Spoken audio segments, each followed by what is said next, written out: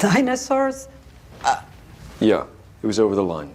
Shiv went over the line. Oh, I think it was pretty clear that I was talking about... No, it was clear, yeah. You tortured the old dinosaur. You barbecued him live, Don't f with me! Hey!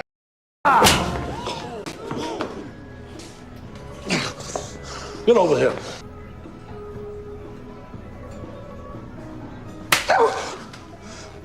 Now go sit down, the both of you. Stop shooting!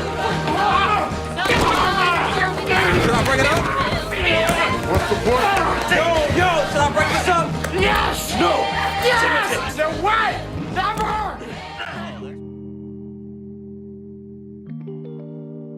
We talked previously about 10 shows from the 2000s and early 2010s, which helped define and set the framework of the family trauma genre.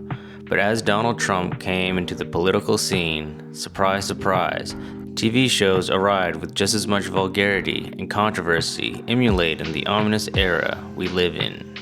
Here are 10 shows from the golden age of the family trauma genre, which are just as much a mirror into the lives and current events facing us in our own reality. What up, you guys? I'm Kent E.S. Larwill, and I'm a writer YouTuber who talks about everything from philosophy, politics, storytelling, and more. The easiest way to support what I do is to subscribe to this channel and like this video. It's free and takes a second to do. To recap the elements that define a family trauma genre, we are looking for shows where 1. Family is divisible, not unified. 2. The family dysfunction takes center stage to the series. And 3. External problems are somehow made worse due to family's inability to function well together. In this era, from 2014 to present day, we see 10 powerhouses of family dysfunction putting on display unique yet relatable struggles which captivate audiences for years. Show number 1, BoJack Horseman. BoJack's entire arc is shaped by generational trauma and a family that damaged him beyond repair. His mom and dad were terrible to him in childhood, which are topics frequently explored in the show. There's also the fact that he played a father on a fictional TV show, and yet his actions, past and present, damaged the lives of his fictional children. The facade of a happy TV family mimics BoJack's own family and personality as he tries to not be bothered by his childhood. Later, BoJack finds out he has a daughter of his own, and we see on full display the dysfunction of family trauma fallen from generation to generation. Show number 2, Empire.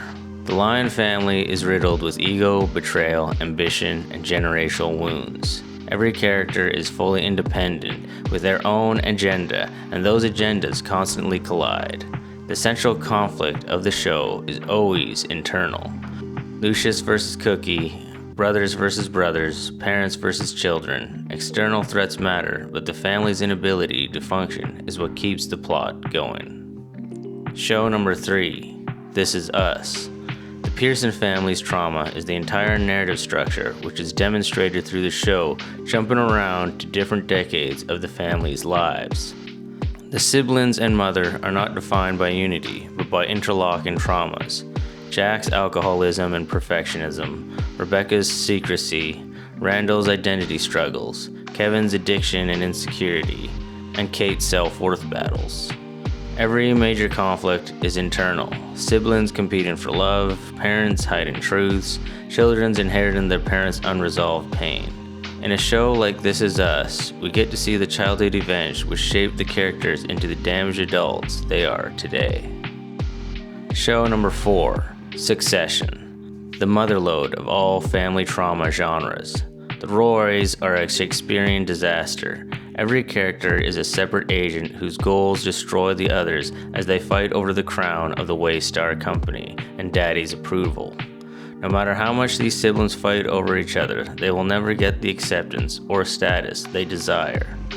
There will likely be many shows to come that will shape the family trauma genre, but to shape it in the way that Succession has shaped it would be a mountain very tall to climb. This show puts on display the deep-rooted dynamics of family meshed with trauma. From Shiv's heartlessness and short-sightedness ruining her marriage and aspirations, to Kendall's inability to cope with stress or failure to resolve past mistakes, to Roman's deviancy in the workplace and struggles to find love, this show pushes the family trauma genre to new heights. Nearly every word of dialogue uttered in the entire series has the subtext, me hurt as kid, and now me broken adult. Show number 5, The Umbrella Academy. The Hargreaves siblings are a definition of a divided family unit, each one shaped and damaged by Reginald's emotional neglect and impossible expectations. Every character operates as a separate agent with their own trauma responses.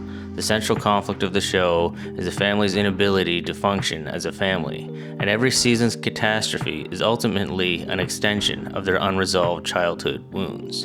Not to mention, their own trauma, complemented by their superpowers, is often the cause of the near-end-in-world event they have to face. Show number 6, The Bear.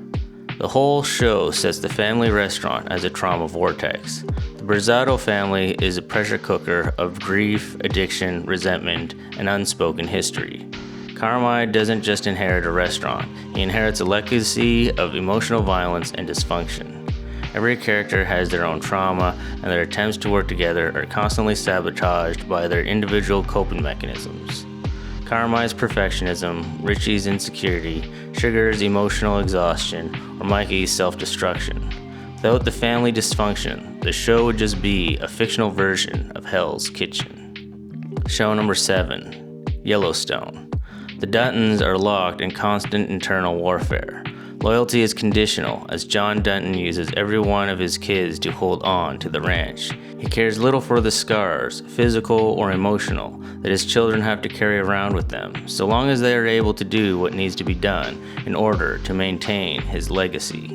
Beth, Casey, and Jamie all suffer due to their relationship with their father and their relationships with each other, as they navigate through a world which wants to leave their way of life behind. Show number 8, Ozark. The Byrds' criminal life corrodes their marriage and children. Marty and Wendy are on a constant cusp of divorce and only seem to stay together through the series due to survival or the lust of power. Due to their parents' marital issues and links to the drug cartel, Charlotte and Jonah are exposed to violence, life-threatening events, and everyday dysfunction of mommy and daddy not getting along. As the series goes on, we see the innocence taken away from the two kids as their parents pull them deeper into their life of crime. Show number 9, Righteous Gemstones. The show follows a megachurch dynasty tearing itself apart through greed, daddy slaps, and backstabs. Every sibling is vying for power or validation, and every parent-child relationship is poisoned by neglect or outright cruelty. Their public image of holiness is constantly undermined by their private self-inflicted disasters. The Gemstones are a family that weaponizes love, loyalty, and religion against each other. With the backstabbing and business dynamics taking center stage, you can see this taking on many notes from Succession, except of course in a much more zany and outrageous tone. Show number 10, House of the Dragon. Although Game of Thrones had family trauma elements, it was mostly a show of family houses fighting against each other for dominance over Westeros. House of the Dragon, however, focuses mostly on one family, as internal struggles take over the show, making for a medieval family trauma epic. The Targaryens don't simply pass down crowns, they pass down insecurity, paranoia, power struggles, and a desperate hunger for validation. It seems fitting that the family trauma genre has even entered the fantasy genre, as well as books. These shows stand as quintessential examples of the family trauma genre, giving prime cases of what is possible when you blend family with conflict and dysfunction. Only time will tell how far this genre will delve into the stories we keep telling each other. But maybe I didn't mention your favorite show that fits the art form. Leave a comment below if you can think of another show that fits in the family trauma genre. Thanks for watching.